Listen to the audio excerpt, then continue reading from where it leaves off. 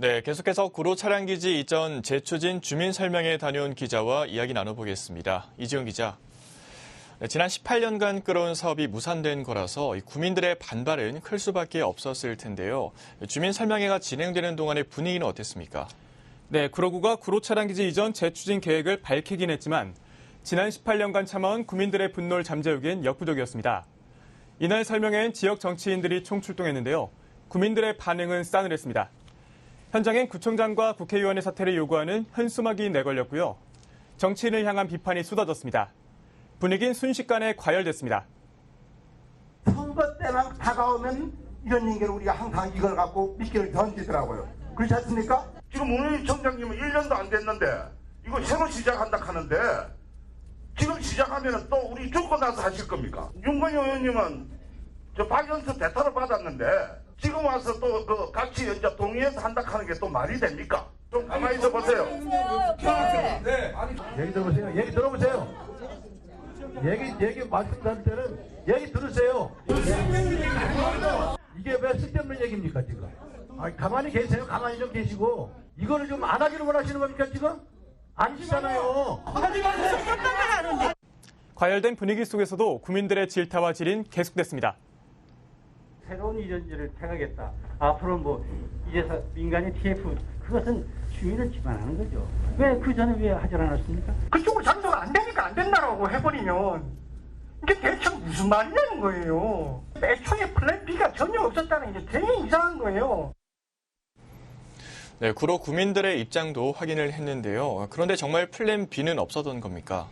네, 국토부 담당 부서 과장은 당초에 후보지가 있었지만 광명으로 이전시키는 게 최적이라 판단했다고 말했습니다.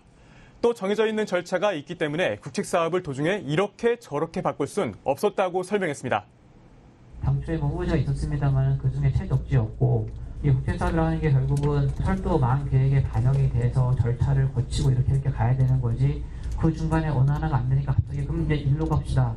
여기서 반대하는 일로 갑시다. 이렇게 할 수 있는 것들이 아니고 네, 이 구로 차량기지 이전이 무산된 결정적인 이유는 정책성 평가 기준을 미달했기 때문이죠. 네, 그렇습니다. 구로 차량기지 이전에 대한 타당성 재조사는 지난 2020년 11월부터 진행됐는데요. BC값, 그러니까 비용 대비 편의값은 0.95가 나왔습니다. 물론 BC값이 1을 넘었으면 좋았겠지만 0.95 값도 경제성은 있다고 볼 수 있습니다. 문제는 정책성 평가였습니다. 광명시가 강한 반대 입장을 고수하면서 정책성 평가 점수는 낮게 나올 수밖에 없었고 이는 결국 평가 점수, 종합평가 점수의 기준 미달로 이어졌습니다. BC가 이제 1년 가져주면 0.95 정도면은 만약에 지역 간의 합의가 잘 돼서 했다면은 저희가 통과가 됐을 걸로 좀 예상을 하는데 광명에서는 워낙 좀 반대가 많다 보니 그 평가 과정에서 그 평가 점수가 좀 낮게 나오다 보니까 전체 종합적인 그 평가 점수가 그 기준치에 좀 미달을 해서 사업이 이제 이번에 그 재조사를 통과를 하지 못하게 됐던 그런 상황이고요. 제일 주 원인이라고 저희도 보는 거는 이제 광명시의 반대, 그런 지역 간 갈등 문제가 좀 제일 컸었던 부분인 거고.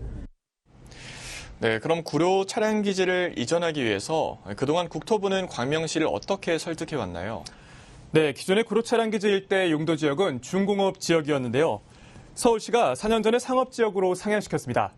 만일 구로 차량기지 이전이 확정됐다면 이 일대의 개발을 통해서 그 비용으로 광명시의 지하철 3개를 신설해주고 그 위에 데크를 덮어주겠다는 게 그동안 광명시에 제안했던 내용입니다. 하지만 결과적으로 광명시를 설득시키지 못했습니다. 개발을 해서 그 돈으로 광명으로 이전을 시키는데 광명에 저희가 설득을 하는 조건으로 지하철역을 3개를 만들어주겠다라고 했던 거고 마지막에는 데크라도 우리가 할 수 있는 부분을 일정 정도라도 해보겠다라고 했는데 광명이 그 약속을 깨고 차량기지 쪽은 물론 반대는 하시겠지만 이쪽에 여기 새로 생기는 지역분들은 좀 그래도 원하시지 않냐라고 몇 차례 되물었었는데도 광명시에서 공식적으로는 이제는 그걸 해줘도 안 받겠다라는 게 적어도 광명시청의 공식적인 입장이었습니다. 국민들의 분노는 지역 간의 갈등으로 번지는 분위기입니다. 광명시를 갖고 자꾸 핑계를 대는데 광명시는 그렇게 반대하면 되고 우리는 차 들어오는 거 가서 막으면 안 되는 겁니까 그럼? 네? 여기는 서울시 소속이에요. 그런데 왜 광명시에 져야 합니까? 세종시를 쫓아가든지 용산의 대통령실을 쫓아가든지 가서 규탄대를 조직해야 되고, 그 과정에 여기 계시는 구로구청장님이 앞장서시고 윤건영 의원님도 앞장서시고 김용태 위원장님도 앞장서셔야 됩니다. 공무원들 총동원하시고 민주당, 국민의힘 당원들 총동원해야 돼요. 네, 지역 간 갈등의 골이 점점 깊어지는 상황인데요. 이미 구로 차량기지를 광명시로 옮기는 건 일단 무산됐잖아요. 그럼 구로구에서 용역을 추진하는 것 이외에 다른 아이디어는 나온 게 없을까요? 네, 현장에선 예타 면제를 추진하자는 안이 나오기도 했고요. 제4차 철도망 계획에 잡혀있는 사업 중에 구로 차량기지 이전 사업을 끼워 넣자는 검토하자는 의견도 있었습니다. 정권 바뀔 때마다 예타 면제해갖고서 일반 기반 시설이 상당히 많이 진행이 돼 왔어요. 타당성 조사 없이도. 현실적으로 안 되는 거라면 정무적이라도 매달려서 하시는 게 타당한 거 아닌가라는 생각이 듭니다. 4차 철도망 계획에 잡혀있는 사업들 중에서 끼워 넣기가 가능한 지역이 있으면 끼워 넣자라고 이야기를 했던 겁니다.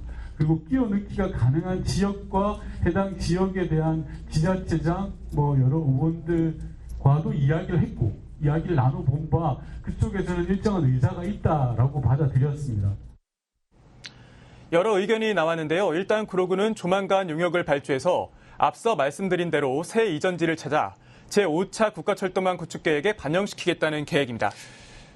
네, 18년간 질질 끌어오다 무산된 이 지역 수건 사업이었던 구로 차량기지 이전 재추진에 대해서 이야기 나눠봤습니다. 이지영 기자 잘 들었습니다.